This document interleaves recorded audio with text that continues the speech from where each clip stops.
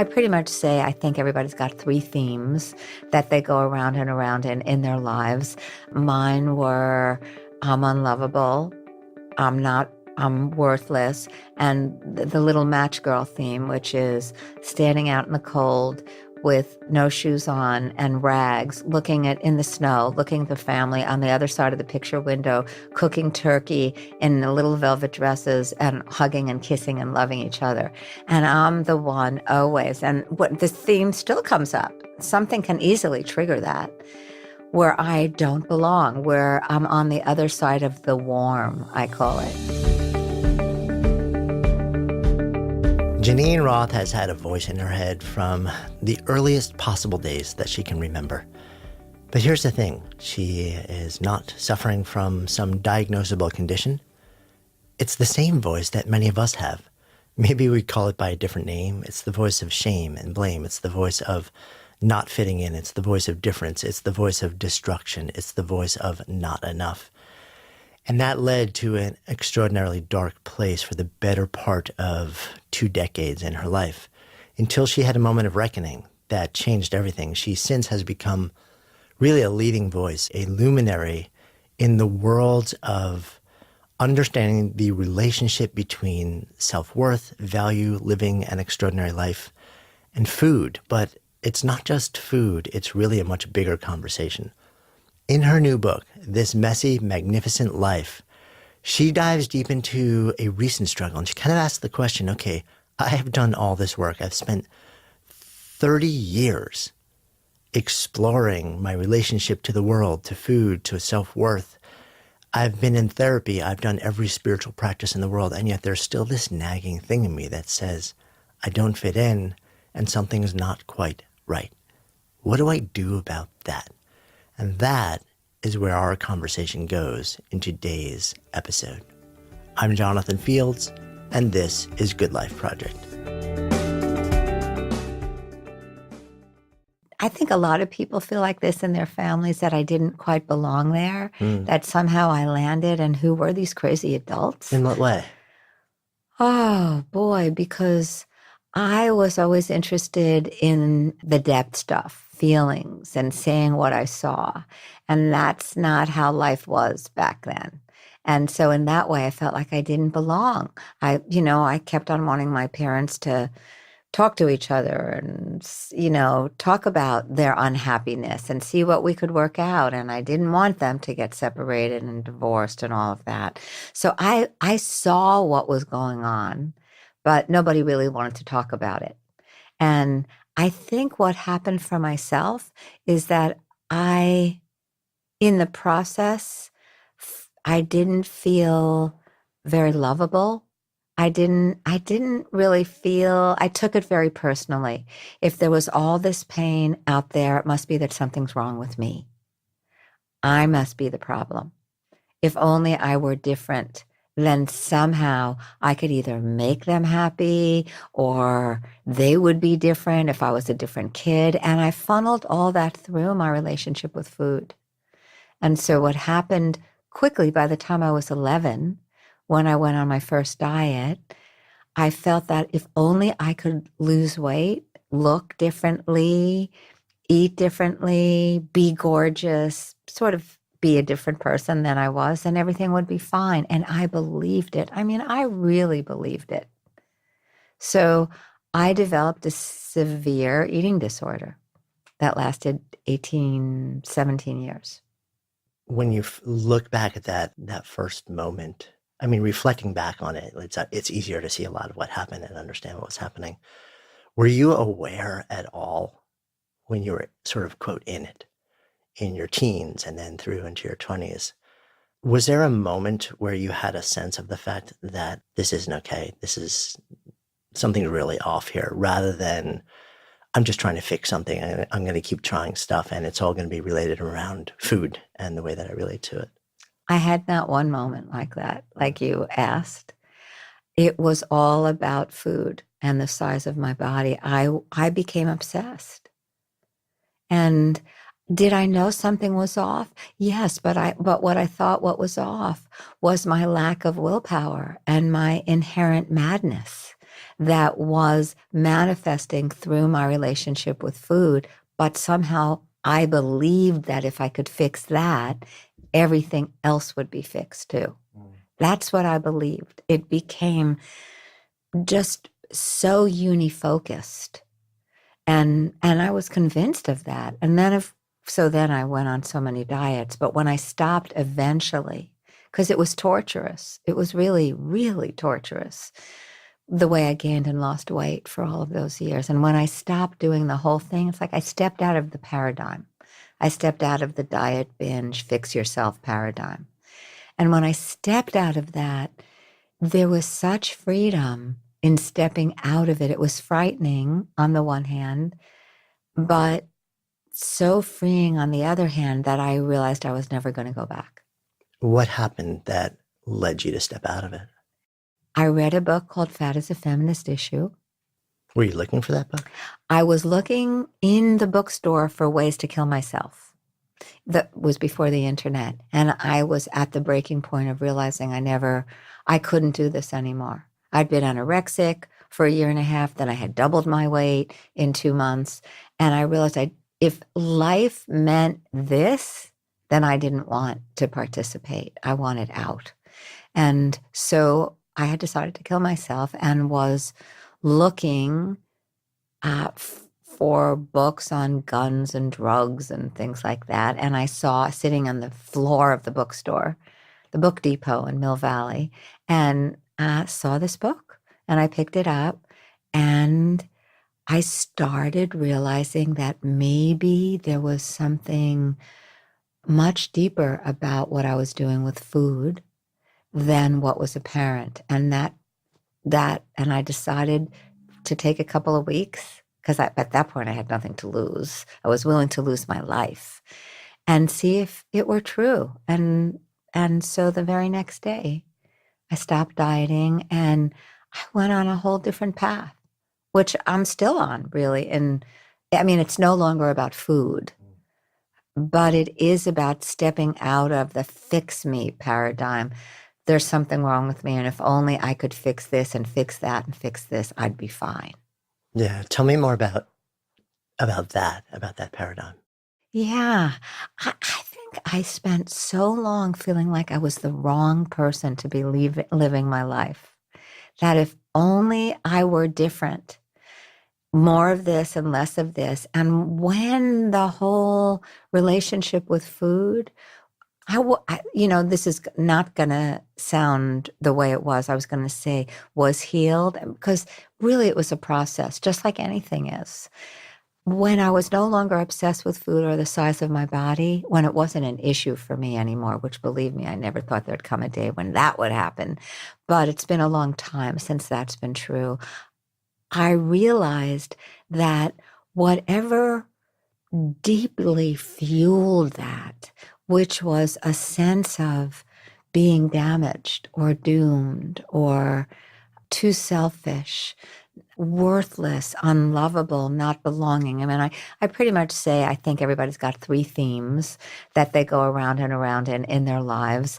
Mine were I'm unlovable, I'm worthless, and the little match girl theme, which is standing out in the cold with no shoes on and rags, looking in the snow, looking at the family on the other side of the picture window, cooking turkey in the little velvet dresses and hugging and kissing and loving each other.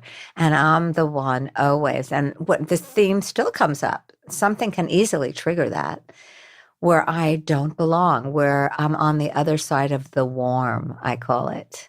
It's over there, but for some reason, either because I'm damaged or doomed or something's wrong with me, I didn't get the right piece of DNA, I'm never going to be part of that circle of warm.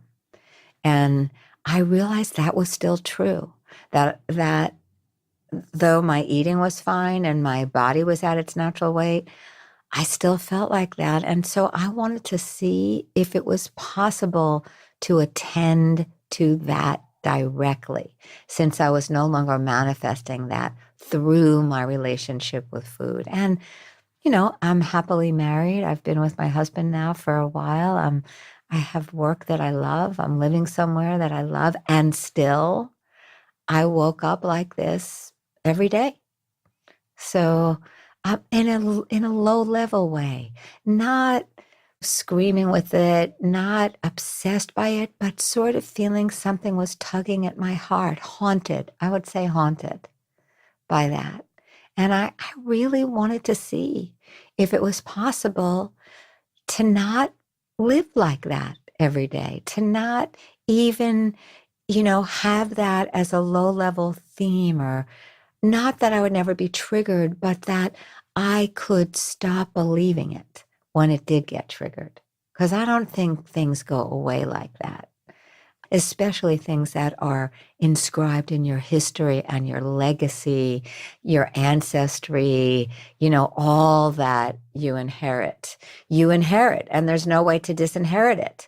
But there is a way to be in relationship with it, and which I was never able to do, despite 30 years of meditation and just as many years of therapy. I kept waiting to be fixed. I felt like in the back of my mind, I kept waiting for somebody to save me and rescue me, like I was a kid waiting for a different mom to come. So anyway, that's what got me working on this book, is that, well, I wouldn't say that's not what started me working on the book. It started the process that eventually became the book, because after a couple of years of that, and writing pieces, which I had no idea were going to become a book or not, I thought, oh, I'm writing about something here. I'm writing about this that I am attending to, and I'm following certain methods in a way. And so this seems like, and I wanted to write about it, of course, because I always want to write about what's this and what's happening, and isn't it amazing? And because I don't often know what I know until I write about it, I wanted to write about it. And then eventually it became a book. Yeah, no, I totally get that. I mean, it's interesting to me also that the thing that you seem to be describing, being on the outside looking in, there's all sorts of stuff which is good, which is great. And yet still there is this low level of, it's a lack of belonging. Yeah. And you have a person who you love and who you've loved for decades. And I'm sure you have friends who feel this way. And still there's this thing. And as you shared earlier, you can trace that back to, at the earliest age, you feeling like you didn't even belong to your own family. Right. And 30 years of therapy, 30 years of meditation, all this stuff, it's still there. Yes. Right. It is. What do you do with that? And so here's what I've come to see. I've come to discover certain ways to work with myself when those things come up. And those are the very things I teach too in my retreats, because why not teach what you need to learn and what you have learned? And because I think it's universal. I do think it's universal. I think to some degree, everybody's got a little bit of it. I think the hard part, at least for me, was I thought it was possible to dissolve those things. I thought that meditation was going to help me develop that sky mind. As I learned in Perfect Dzogchen. equanimity. Yes, perfect equanimity. Be able to watch those thoughts go by and not get involved or attached to them. And I thought therapy was going to heal those very, very wounded places. And believe me, I tried a lot of different therapy, most of which was really good. Some of it wasn't so good, but most of it was very good. But still, I thought those things were gonna go away.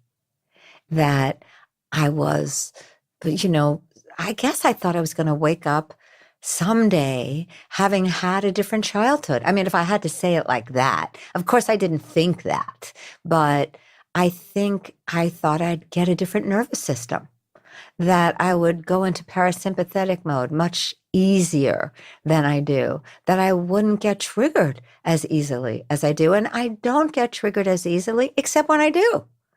And then it's okay, then what? And so the big myth for me was that those things were going to go away. and that I was going to be a different person than I am. I know that sounds so silly, but I think I thought that. I thought I was going to be healed in a different way than I feel healed now. I mean, that actually makes a lot of sense to me. I'm often kind of fascinated by the distinction between becoming or transformation and liberation. And I feel like I'm curious whether you've seen this too with so much of the work that you've done, that there is so much focus of transformation, which is, to me, it's like, okay, so you're starting as A and you're transforming into B, rather than liberation, which is, the truest sense of who you are is there. It's always been there. Yeah. And there's goodness in it.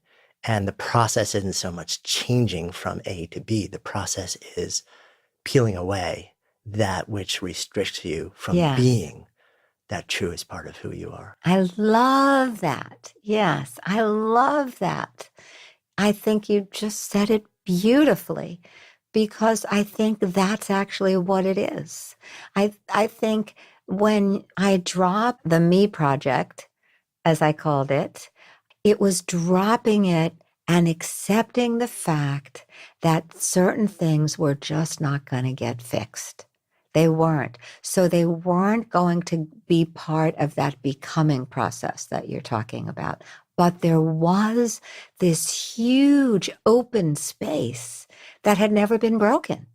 And that as long as I was involved in the Me project, I was involved in the fixing and being disappointed and thinking I could become a different person and thinking that this was going to change and I was going to have a parasympathetic nervous system, sort of like my husband, who's just glides in a much easier way through life than I do. Just always has, always will. It's always astonishing to me. Sometimes I think he's in denial and repression. Like, no, you don't get it. How could it be anything else? The world is caving in. I know, exactly. Come on, get upset. Look at the dark side, for God's sakes. Can't you just complain once? But what started happening was that I realized, through how I started working with myself in a different way, and then dropping the Me project way, that there was always what you called it, this place that was always there.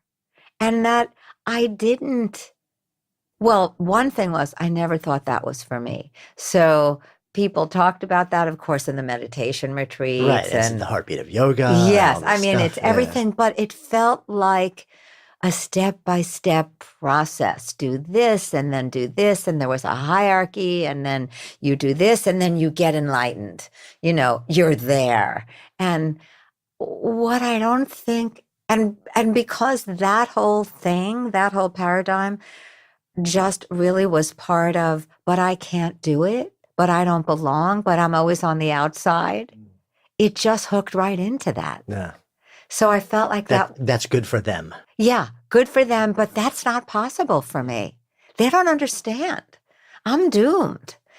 And then I started realizing what you said and what I realized too about the not brokenness. There was a part, not just a part, but a sort of an essence, an essential nature. I don't want to sound too, quote, spiritual here about this, because I believe this is true for everybody. So I don't want to make it sound esoteric in any way, but that the not brokenness is always there. And so it's about seeing myself as that, not taking, this is going to sound much easier than it actually is, not taking it personally when all of those triggers get triggered and I get reactive.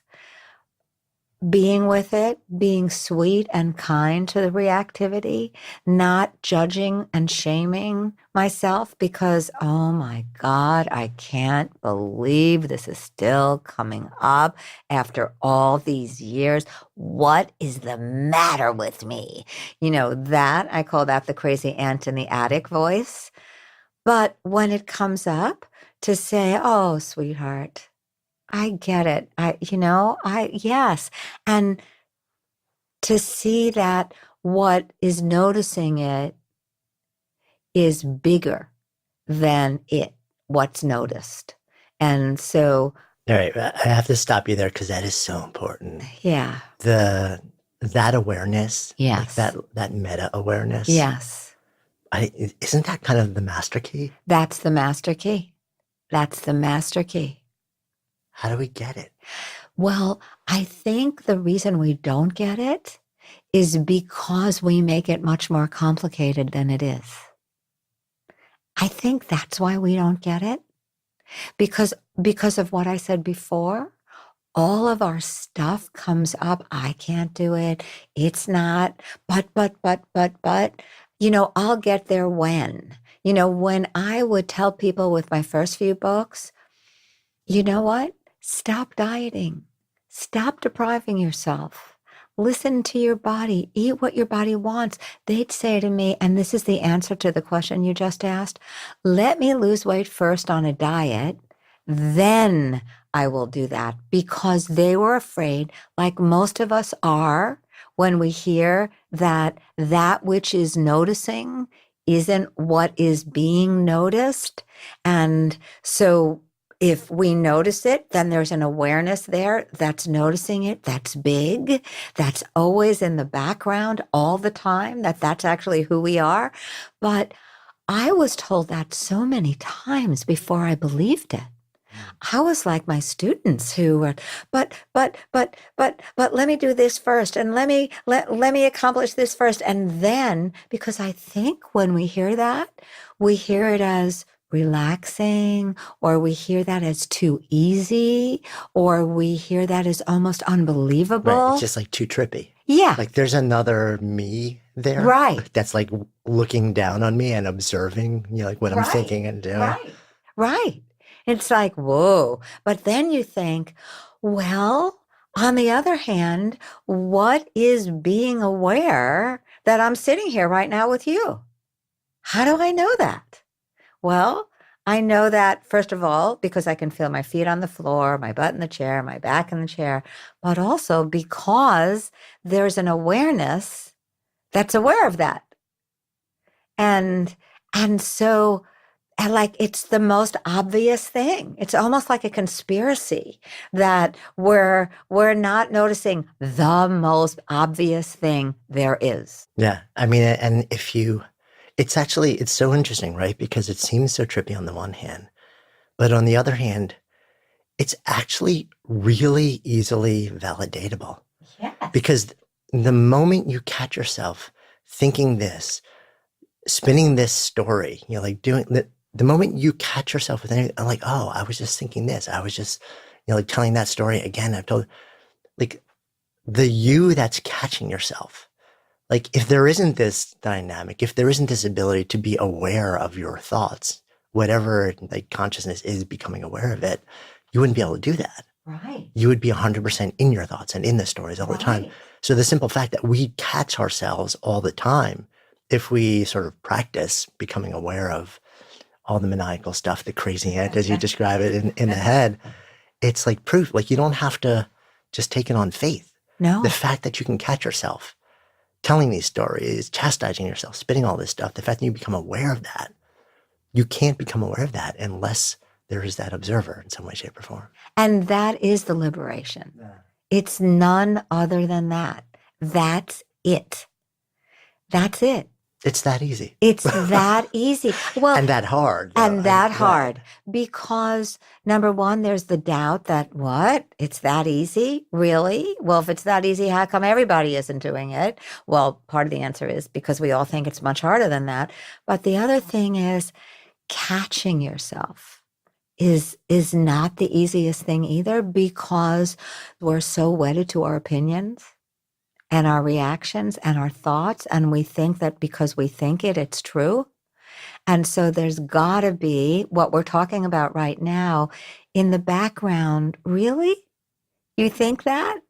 Is that really what's going on? Like, if somebody doesn't answer an email from me, I can read so much into it, or a text is worse Right. because the text is supposed to Right. be You got 5 minutes to get back to me, or else yes. like I've done something horrible, Yes, or right. yeah. They don't like me anymore. Oh my God, maybe it's what I said last week or the week before. The amount of story that goes in between the fact, the situation, and the thing I don't know. I have no idea what the reason is, but I make up the stories and then I become wedded to the stories.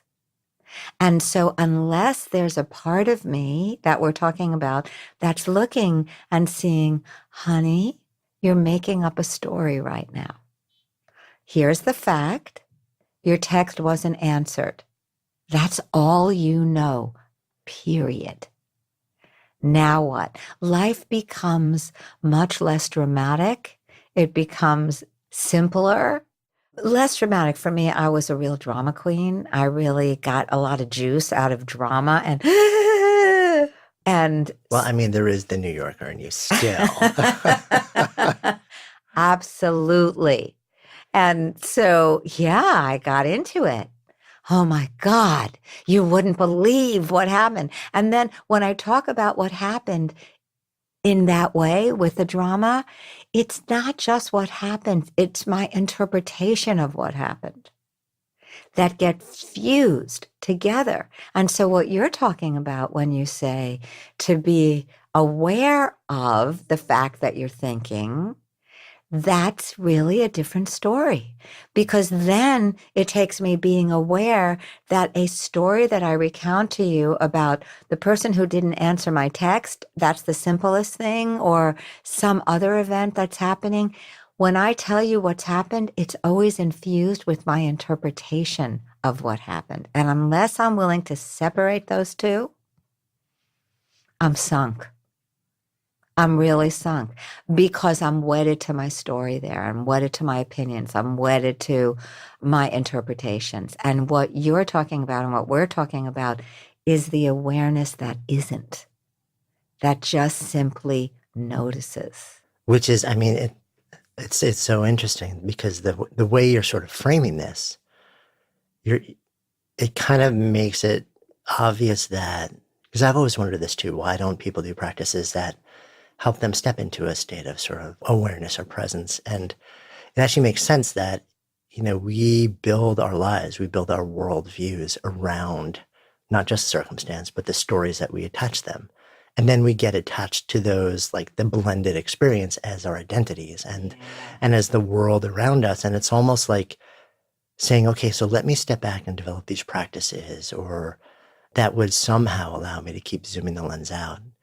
It requires a certain amount of willingness to let go of that worldview, like the model of the world that the nature of the stories that you tell and the way that you expect things to unfold, to just kind of say, what's actually happening here?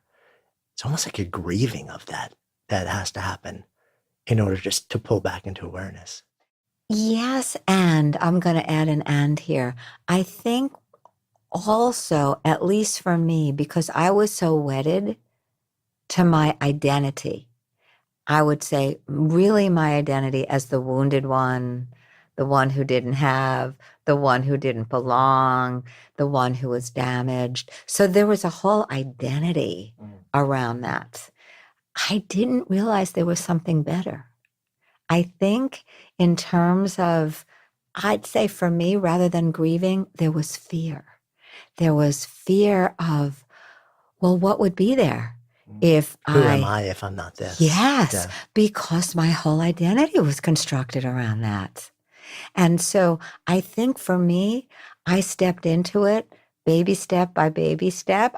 I had all these great spiritual teachings, which I didn't really believe, but something in me did because I kept going back. I kept being drawn. I kept feeling like, there's something that's possible here from life on earth. And I know it's possible. And all these people are saying it's possible. It's not my direct experience. How can it be my direct experience? So I started doing little things every day that brought me that experience and that I committed to doing. Like what, for example? I wake up in the morning And, where I would usually do what a friend of mine says he does, something's wrong and who's to blame, is his first thought every day. And that was my thought too. I'm thinking that's most of my friends, actually. Right. Something's wrong and who's to blame.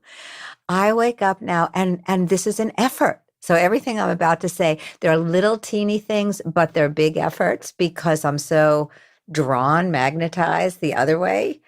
I will ask myself in the morning, first I'll sense myself and I'll notice, oh, I woke up. I didn't die during the night. That's a good thing. Then I will ask myself, what's not wrong right now? What's not wrong? Because something's wrong and who's to blame magnetizes me the other way and has me searching for negativity. After a while, it had me looking for it. What's not wrong right now is the exact opposite. It gets me in the present moment and it gets my attention because you become what you pay attention to. So it gets my attention to, oh, I can see, I can breathe, or even if I'm looking at a chandelier in the room that I wake up in, oh, look at that. There's a light fixture there, which I would ordinarily have not noticed at all because I'm so engaged in my mind that it glazes my view onto everything. And so I don't usually see what's there. Or what one of the Tibetan teachers I had said, be like a child astonished at everything. And so I wasn't astonished at anything after a while. And it was just, yeah, there's that and there's that. And even when I tried to keep a gratitude journal, which I wasn't very good at, I have to say, it's like just a checklist. Yeah, right. I did this today. This was lovely. I saw this. This happened. Check, check, check, check. But I didn't experience it, really make an effort to take it in and to experience it intensely. And unless I do that in the morning, I can also say, okay, so what's not wrong? Okay, good. I woke up. I didn't die in the night. I have arms. I have legs. Isn't it great? Poof, get out of bed. I know that if it's going to change, it's like a compass. It orients me in a particular direction. And if I'm going to be oriented in that moment in a different direction than my usual marriage to negativity, recently I said to my husband, I know it seems like we've been married for a long time, but really, I think I've really been married to negativity this entire time. It's like, I've been cheating on you, but not the way you think. It's okay. So if I'm going to change that, then it takes some effort. It does, but not that long. 15 seconds. That's not long, but still, it's 15 seconds that you have to do. And then I'm aware of what I called about the crazy ant in the attic all the time. That voice never shows up. I did it wrong. I shouldn't have done it. I'm a failure. I could have done it differently. And I also have realized that voice is never going to shut up. I thought for a while I could get rid of that voice, never going to shut up. And so now it's just realizing she's in the attic, or it's in the attic, he's in the attic, whatever it is, and to disengage. Because it doesn't matter to me if I'm 3 floors down and it's continuing to shout the entire time. It's like having a radio on somewhere in the house, but I can't hear it. So it's that, and that's an ongoing practice too. Because when I'm skipping along in a day and I suddenly feel terrible and I don't know what happened because I had an interaction, but it didn't seem so bad, or I read something and I don't realize I'm comparing myself to somebody else, and I suddenly feel like I've been cut off at the knees and I feel really small and collapsed, and I don't, and then I feel doomed, and then the whole process starts again. Now I'll track back and ask myself, what happened and what am I saying to myself now? Yeah, so it becomes just sort of like almost like an automatic prompt over time. Yeah, it does. And that's a small practice. It's a big practice, but it's a small practice because it just requires tracking back and questioning, using that awareness we're talking about. It's the type of thing where it's not complicated, but it's hard. That's right. Right. And it works, but it also very often, I mean, it works on the level of an intervention in the moment. But my sense is, I'm so curious whether this has been your experience too. Yes, it'll work for a moment, but then you snap back pretty quickly. And it's the practice of making it a practice. It's the process of saying, okay, I'm going to do this every morning. And then I'm going to try and catch myself a whole bunch of times throughout the day and just ask myself these questions, do a check that over time, like starts to lean more towards persistent state, if that's even something Yes. which is possible. Yeah. I think what happens is that I forget less and less of the time and remember more and more of the time. And then when I forget, the periods of time in which forgetting is happening become shorter. The other thing I wanted to say, Jonathan, is the other practice that I started 2 years ago is to stop complaining. And I can't tell you how extraordinary this is. And by the way, I don't always succeed at it. Sometimes I'll ask a friend, is whining complaining?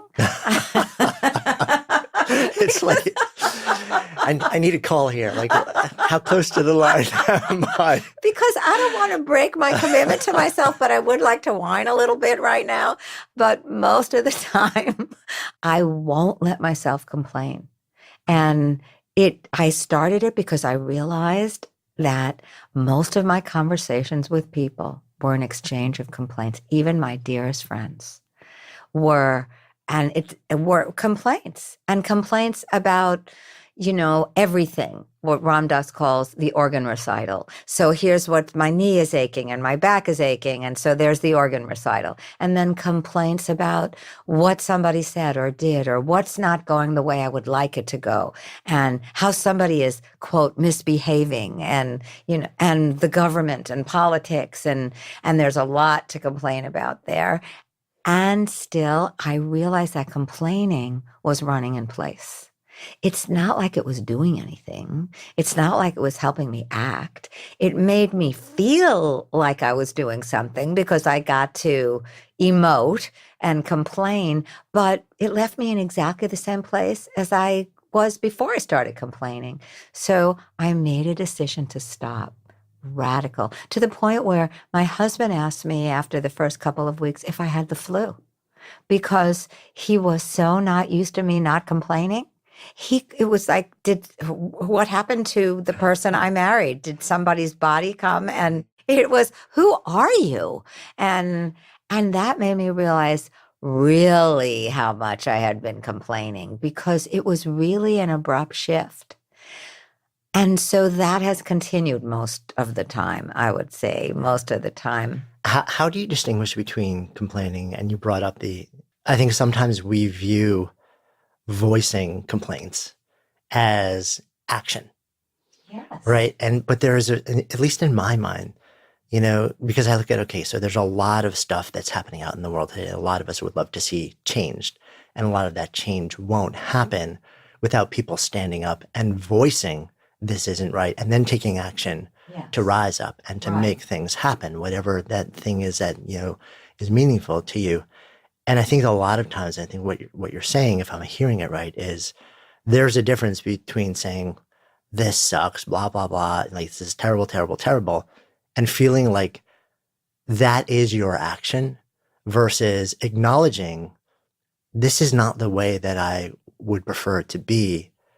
And whether you voice it or not, then figuring it, the next question is, what action can I take to invest myself in having it be different? And then just taking that action. Yes, I think that's the big difference. And for me, about certain things, like what's happening right now in the country with the government, but I realized it was getting so painful to me that I stopped reading the news.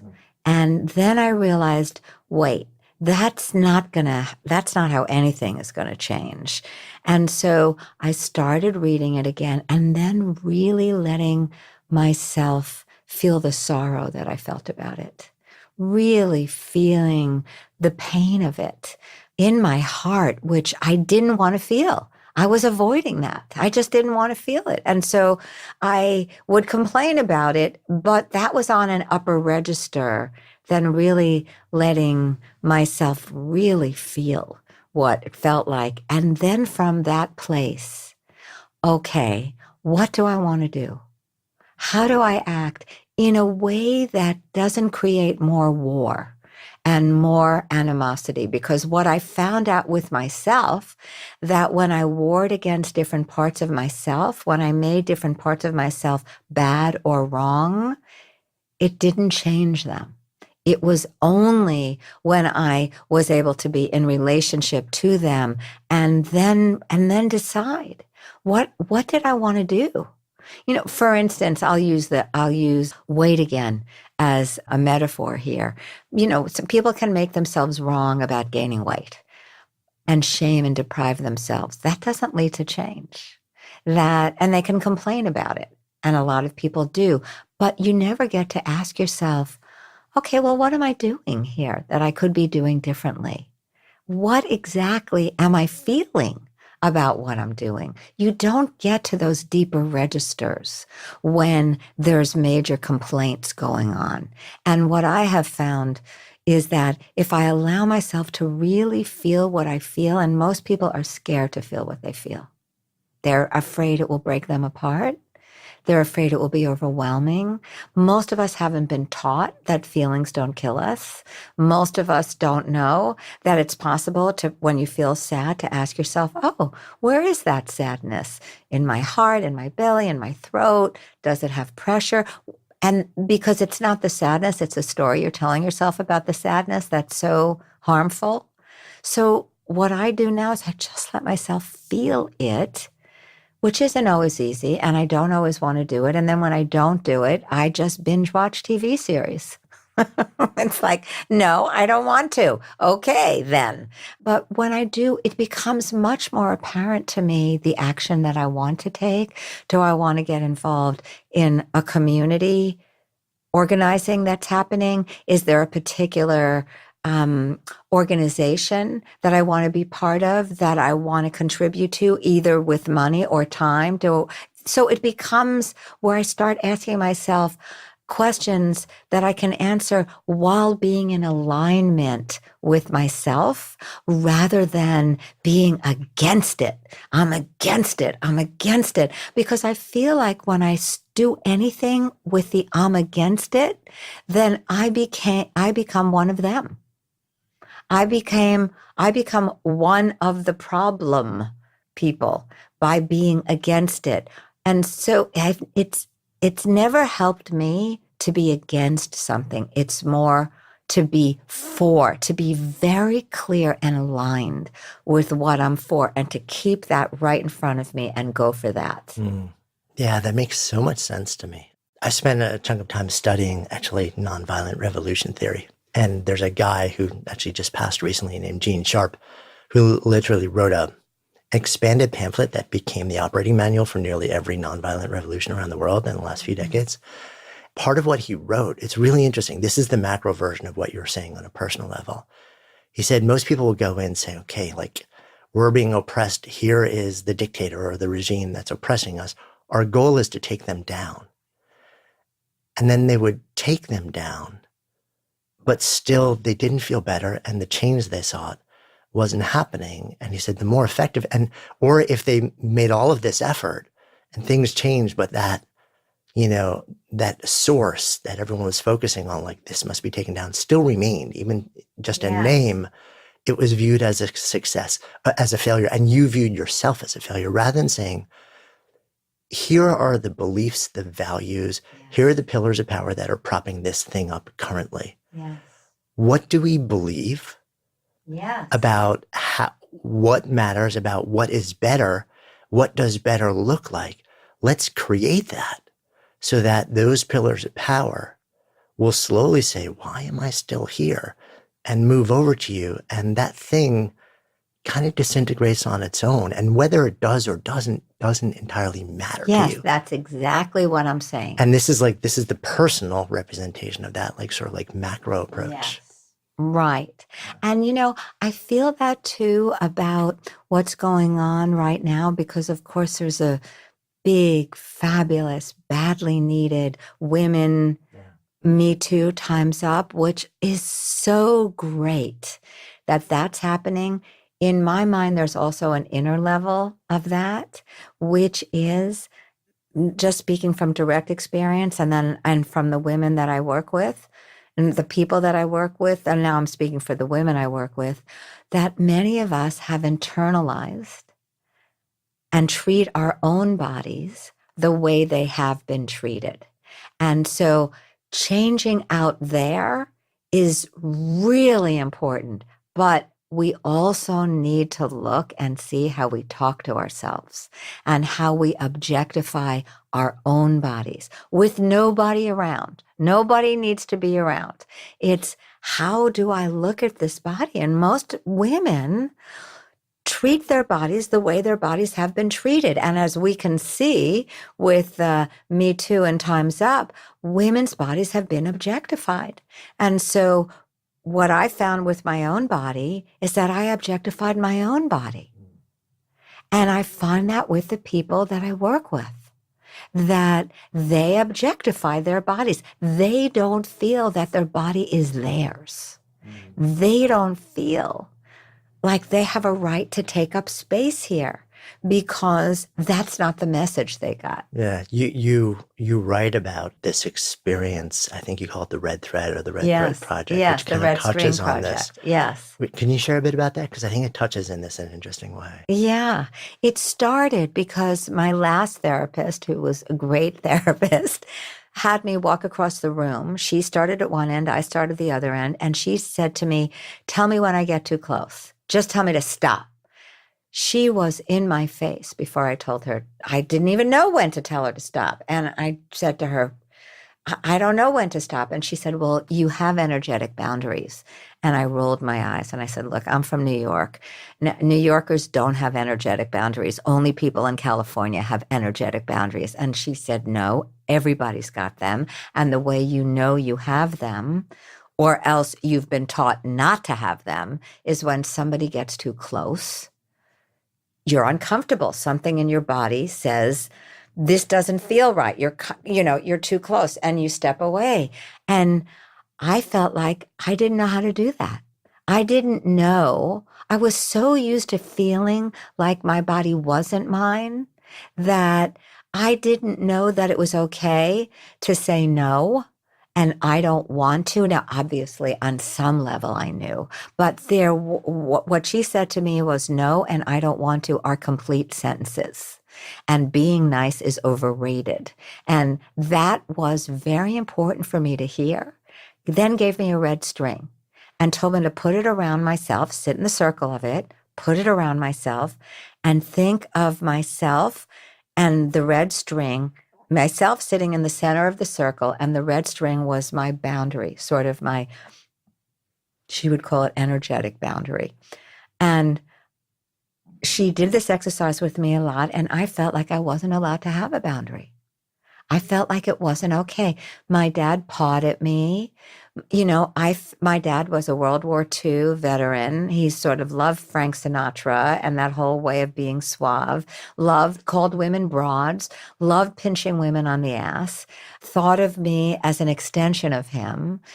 And that's how it was. He didn't feel like he was doing anything wrong. And so I grew up feeling like I was an extension, not only of him, but that the men who leered at me in the subway, and the men who touched me and grabbed me, and, that was to be expected with being a woman. It was just part of the whole thing of being a woman. It didn't occur to me that I could actually feel a sense of power within, not power over, but power within. And that I could take up the space, not only in my body, I could really occupy the space I've been given by having a body, and then extend it out to have a sense of presence, a physical sense of presence, an energetic sense of presence. And then when I gave the red string to a couple of hundred women and asked them to put it around themselves, before I could even finish the instructions, half the room were crying. saying to me, but my body isn't mine. But I don't know how to do this. But I'll get in trouble if I say no or I don't want to. And it would have been shocking if I also didn't feel that way. So I saw that this was something we all needed to learn. We all needed to see, first of all, because I think seeing is freeing, that to see that many of us feel like this, our bodies aren't ours, that we'll get in trouble if we say no. We'll lose something if we say no. Our bodies somehow are the negotiation tool we have as women. That's how I felt. And so it was a process for me of first seeing, and I felt that way without knowing I felt that way. It's not like I knew I felt like that. So I saw that. And then it was just the process of carrying that red string around my wrist for a while and imagining myself when talking to difficult people or people I found difficult, where I gave myself away instantly. They'd ask me something and I'd say yes before I checked in with my body to see, do I want to or do I not want to? Is this a good idea? Is this not a good idea? Am I willing to sacrifice this relationship to say no? So I had to really come up with the answers to that. Am I willing to say, no, I don't want to, even with knowing or fearing that I might lose that person? And that's part of this process that I'm talking about, the inner part of Me Too and Time's Up. I feel like time's up on giving ourselves away like that. But the first thing is to realize that we've been doing it on a level that can be disturbing to see. It was to me. But then with the women I work with, they've gotten very good at saying, no, I don't want to, and not being nice. And so that's the micro level to the macro level. Yeah, it's like the inside out and the outside in. Exactly. And without both of those having movement simultaneously, you'll ever only solve half the problem. That's right. That makes so much sense. Yeah, that's what I've come to see. I want to also switch gears just for a moment, and then we'll come full circle. Because I'm curious also, we were chatting a little bit about this before we came and sat down. So this recent book is your 10th book. You've been on this journey for a long time, your own personal journey, your journey of helping, it's got to be hundreds of thousands or millions of people at this point. And so now the creator, the writer in me gets curious about somebody who's been on this path for a long time, somebody who's now 10 books in. Why a 10th book? Well, there had to be a really good reason. Otherwise, I wouldn't have written it. Unless there's something that I don't know that I want to know, that I want to find out. And every book begins with a question for me. I'm not always aware of the question exactly when I'm starting it, but it becomes obvious because writing is the way that I know what I don't know. I want to answer a question, and writing is the way that I do that. And I don't want to keep writing about the same things I've written about before. I really want to explore new territory inside myself. And so until I feel like I've exhausted that, I'll probably keep writing. So what was the question for this? The question was, is it possible for me to live with some degree of equanimity on a daily basis, to use what seems like, this is where the title of the book comes from, the messiness of my life, the things that I felt like, and certainly felt like at the beginning of writing this book, that I needed to fix. Is it possible to use those the way I once used food, as a doorway, as a portal to my core beliefs about being alive? And is it possible to be in a different kind of relationship with what I consider to be the wounded and damaged parts of myself? Is it possible to live in that open space that you and I talked about of awareness more and more and more of the time? Is it possible to embody that? Or do I need to, keep thinking, oh, it's for other people, but it's not for me, and waking up with something's wrong and who's to blame? So that was the question I started this book with. Or that was the question I realized I was answering about a year or two into writing the book. That's when I realized. And it wasn't until I got to the very end of the book, the very end, after I had submitted it for publication, where I realized that I had been following a process. Certain things that you and I talked about, what's not wrong and not complaining and the crazy ant in the attic and being in my body like that, turning towards, not away from my feelings. I didn't realize I had been following that the entire time. And so I wrote about that in the very last chapter of the book. But I didn't realize I had been doing that till the book was totally done. So I love writing because it is an endless discovery for me. And besides that, it's a way that I feel like I'm just completely connected to, like, my head feels connected to the very top of the sky and the stars, and my feet feel connected to the middle of the earth. And I just feel like a conduit when I'm writing, where I completely disappear, or what I know of myself as myself, my identity is gone. So for 5 or 6 hours a day, I'm gone. I'm not concerned with the things that my ego self personality is concerned with. It's gorgeous process, except when it's not. Right. And I then it's kind of hate evil. it. And I'm slogging and I resent it and I feel lonely. And why did I ever choose this? And all my friends are going out to pretty restaurants with potted red geraniums and ordering great food. And I'm stuck here with a sentence that I've been working on for 4 hours, and it feels like hell. Hell, heaven. But it's always worth it. So that's how it is. It's always worth it. And with each book, it's worth it. And so that's why a 10th book. So as we sit here and you're through this 10th book, and I'm assuming at least have most of your answer to the questions that started it. Although I have a feeling those questions will continue to linger with you for maybe eternity. Having really examined so much of your life, of humanity, having lived and worked with so many different people, living in the world we're living in now, if I bring up the phrase to live a good life, what comes up? Just exactly what we're talking about. To not miss my life while it's happening. To be here, fully alive, to be sitting here with you, to show up. And not get to the end of my life the way so many people have. I've been death obsessed since I've been probably 8 years old, realizing, oh my God, everybody's going to die and I'm going to die too. And I don't want to get to the end of my life and feel like I missed it. So what does it take to live it fully, to live a good life, to really live a good life? And that's what I realized it does take, just showing up.